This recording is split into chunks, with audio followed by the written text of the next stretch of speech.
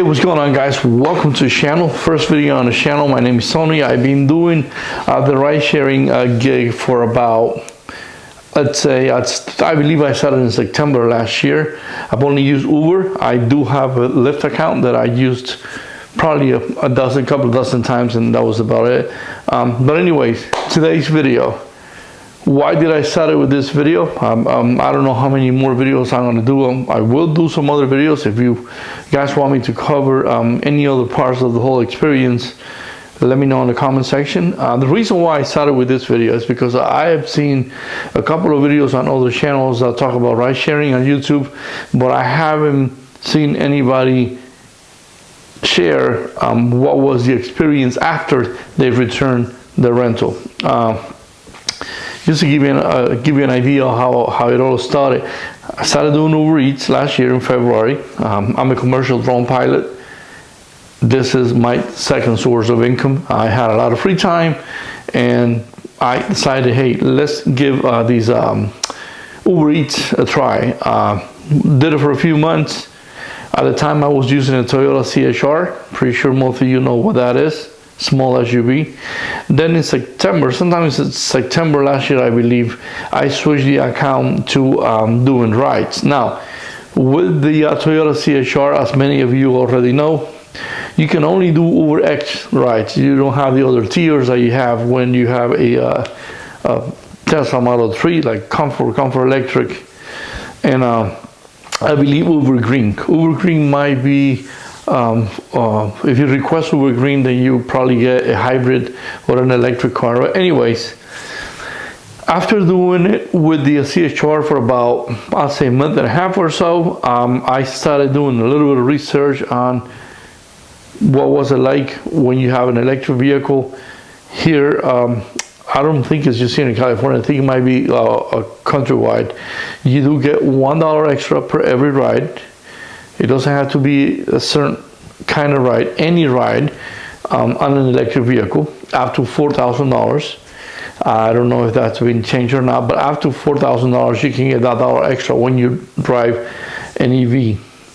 Other than that, again, the other tiers that I was going to get with the Tesla that I wouldn't get with the CHR. So I tried it out for a week or so with my own Model 3, and then I'm like, no, I'm not going to put these many miles on.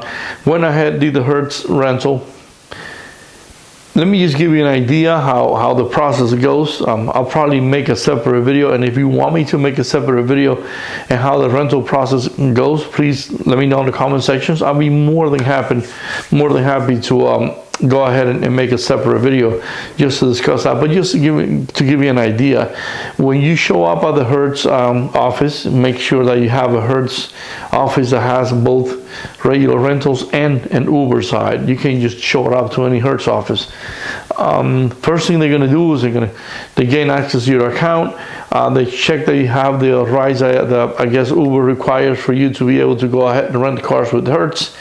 Once you tell them, hey, yes, I'm all set, I want to do standard range or long range.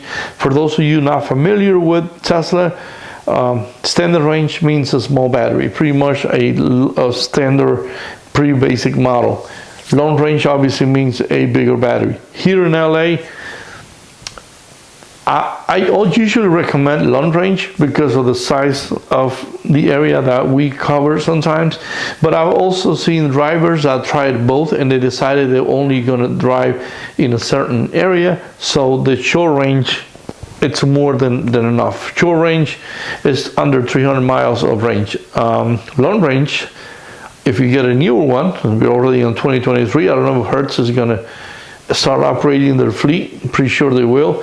If you do get a newer long range, I believe they go up to 358 miles. I don't know if that's a real wheel drive long range, but I've seen it on the Tesla website where it's up there. So it's well over 300 miles. Now, how much was it? The standard range here in LA with the insurance, I was paying $368 a week. Okay. On top of that, there was a $200 deposit. That $200 deposit, it's only the first week. You show up, pick the car that you want, You pay that $200 plus a whole week. Let's say you showed up on Monday.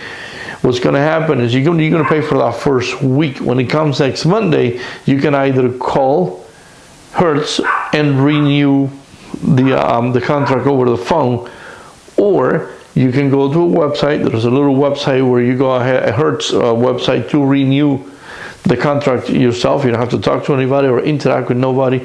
All you have to do is go ahead and put your reservation number on, and I believe it might ask you for the last 5 digits of your driver license number, and just on the bottom you pick that you want to renew it for another week, and just go ahead and do that, and it'll just take the money again from your card. Remember, every time you renew the contract, it's going to be money taken out of your account. That money will go back into your account after about a week. Let's say you do it on Monday.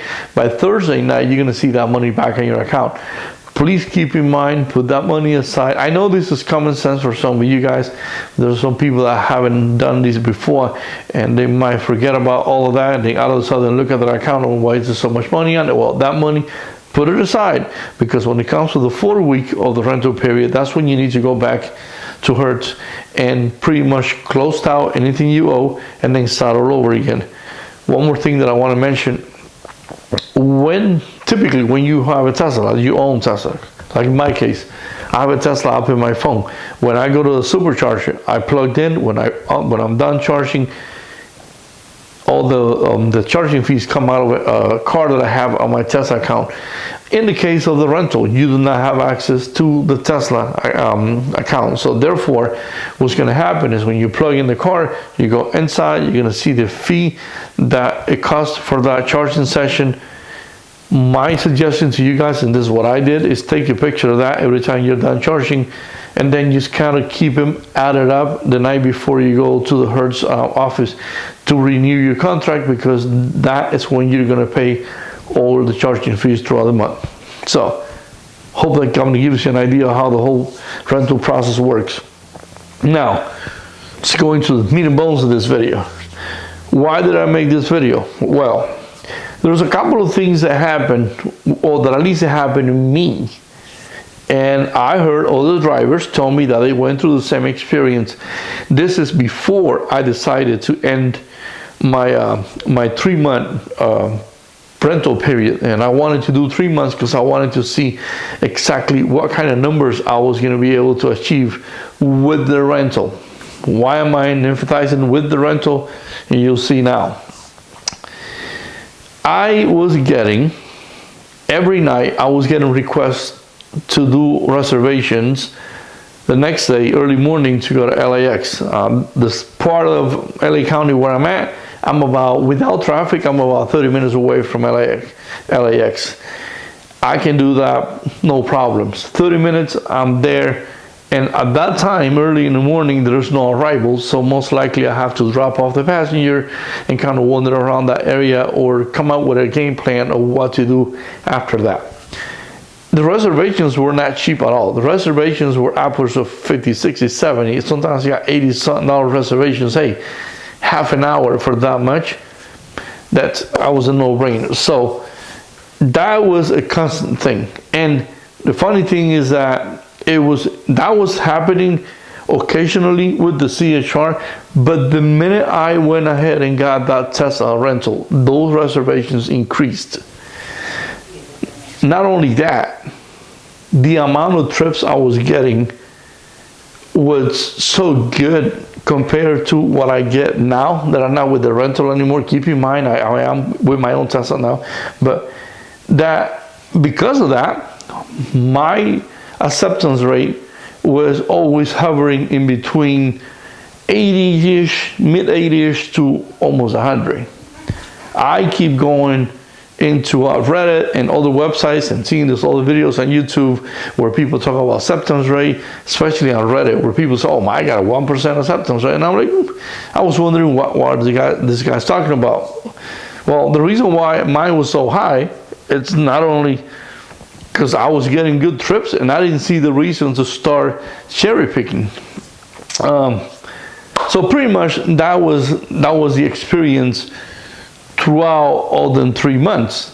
Now, one thing that I did start doing from the first month is I started listening or pretty much reading and asking all the drivers of the supercharger that were already out of the Tesla contract and they were already using their own Tesla, their own or whatever other EVs, and they were telling me one good thing that you want to do is start making a list of passengers I might want to hire you aside from the app.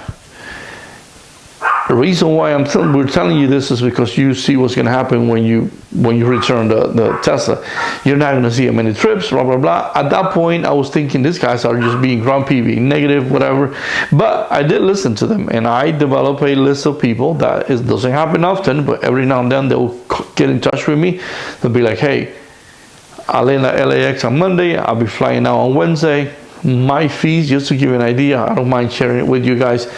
I just came out with a fee. It's $60 to pick you up at LAX and drop you off somewhat near the LAX area where most of these hotels are at, where a lot of the companies put their employees at. 60 one way and 60 the other way, so $120. I'll be more than happy to pick you up. I don't have to do this nonsense of waiting 40 minutes before the time to pick up, and that's a waste of time. So anyways, I went ahead and ended the rental process. When I ended the rental process, I already have my own Tesla that I bought just to do Uber and to be also my daily beater. I kind of didn't want to put more miles on my other vehicles. I also own gas vehicles, and I said, you know what? Even if I stop doing this Uber thing, I still can justify the purchase. So I went ahead, returned the Tesla, and that same day, I went back home and I said, you know what? This car is already set up in the app. Let me go and do a couple of trips. The first thing I noticed is that they took away the $1 incentive for driving an EV. I had to call them about 7 or 8 times, and it took about 4 days for somebody to finally realize that was not supposed to happen, and they went ahead and they added that dollar to all my trips. Hear me out. Not only they took that dollar away, right? But they stopped all, and that's something that I noticed, as days went by. All these nice reservation requests that I used to get at night, they pretty much went away. So at that point, that's when I was thankful that I listened to all the veteran drivers that I met, and I make my own little list of clients that I get of the Uber app, and like I said, I'm on my own right now, so that kind of makes up for all those reservations. Now, the day they went ahead and reinstated that $1 extra per trip, they also compensated me for all the trips that I did on those few days that didn't have that dollar. I didn't ask for that many details. I kind of give them an idea of how many trips I've done, and they went ahead and gave me credit, $1 per every trip. What I noticed is they lower my base pay. Everywhere I went around my area, in some other parts of LA, I was always looking at a base fare of about $5.02 for a 2-mile trip. 1 mile to pick up, a mile to drop off. That was the lowest I used to see. When they took the dollar away, I started seeing $3 fares, $3.50, $3 something. They finally fixed it, and I thought I was going to be back to the minimum of $5.02 or $5 and change. Guess what? No. The same day they added $1 to my account, now my base trips are only $4.23. A little trip that's 3 miles is $4.23. The only way it gets lower is if I go into other parts of around the LA area that are not even worth going in. I believe it's Orange County. Some of those places, I only go there if I pick somebody out from LAX and I drop them off. Then I have the app set up so that I don't want to get no more trips that I drive away from that area. But anyways, that's pretty much what happened. All the nice reservations went away. I still go to LAX, but only because of the trips that I get on my own. They went ahead and again lowered my base pay. I thought when that happened, I said maybe it's just a coincidence. Maybe that same day Uber went ahead and make a payment adjustment for everybody. But no, I did my research and that was not the case. I went ahead and reached out to all the drivers online and all the drivers that I met personally, and they told me, we told you. Once you return that rental, things are going to change. Again, if you made it this far into the video, I am sharing this as my own experience. If you guys have a different experience on a different market, I'll be more than happy to hear about how yours went. Go ahead and hit the comment section, share what your experience was. If you want me to make another video covering any other subjects or whatever, let me know in the comment section. I'll be more than happy to go ahead and make other videos and kind of share that info with you. But again, that's pretty much what happened. Everything changed in a way that I was not expecting. Not to say that it will happen to every other driver, but I just wanted to share that part of the experience. Now, was I surprised that that was going to happen? I'm not surprised at all. Remember, Uber and Hertz have a deal. They know the drivers that have that rental. And yes, they're going to pump up a bunch of good trips to these drivers to the point where they're going to be like, whoa, I'm never going to let go of this rental. Now, covering the rental here in the LA area is totally doable. I forgot to mention what was the price difference in between the standard Model 3 and the long range. Standard Model 3, it was $366 or $368 a week, plus obviously the charging fees, and the long range was $488 or $486. It'll go back and forth for a couple of dollars per week. I am in Los Angeles. Yes, it is doable if you put the hours in. Even if you don't do it full time, you still can cover this. If you're driving in LA, you have it's a Tesla, which, by the way, if you're not from the LA area, if you're from out of state, here in LA, you'll see a bunch of drivers doing the rental. And if you ask them, they're not going to try to be a Reddit hero and say, no, I can't make it. I can better. No. If you put the hours in, you have more than enough money to cover the fee and make money on top of that. So I imagine those drivers that are full-time, I know for a fact that they're making enough money to justify the rental. Remember, this is LA. And even within the LA County area, there's some other drivers that I've heard had a different experience. But overall, if you're willing to put the hours in, if you're a full-time, you're more than likely going to be okay. Some of you might gonna go on the comment section and say, hey, it's not worth it, If in your market it's not worth it, then I understand that every market is different. Matter of fact, like I think I mentioned a second ago, within the LA area, it is totally different for other drivers. And then we also have drivers that come from outside the LA area. They got nothing going on in there, so they drive into the city. It doesn't help, but again, it is what it is. So there you have it. If you do have any questions that you want to know or anything like that, or whatever it is that you want to share on the comments, I'll be more than happy to reply to whatever questions you guys have. Again, if you are in another market that's different than our market, I can understand how some of you might look and say, it doesn't make any sense, Hey, it doesn't make any sense to you. It doesn't make any sense in your market, because now I'm knowledgeable enough what I know, where I know the other places like Florida. Some people in Miami, they get fares that are like $2, $3. I'm like, how the hell do the drivers do it down there? And I'm pretty sure that the rental fee might be different. So I honestly don't know how they do it down there. So if you're from one of those markets where it's really cheap, I can understand how you can be frustrated. But again, I'm in a different market. If you have any helpful info for other drivers, go ahead, post it on the comment sections. That's going to be it for today's video. I will have a different setup later on whenever I make my next video. So if the audio is a little choppy, excuse me for that. Still trying to tweak this room. It's not soundproof, so I'm going to go ahead and get a little bit better with the sound setup and everything else. So thanks a lot for watching. We'll see you guys in the next video.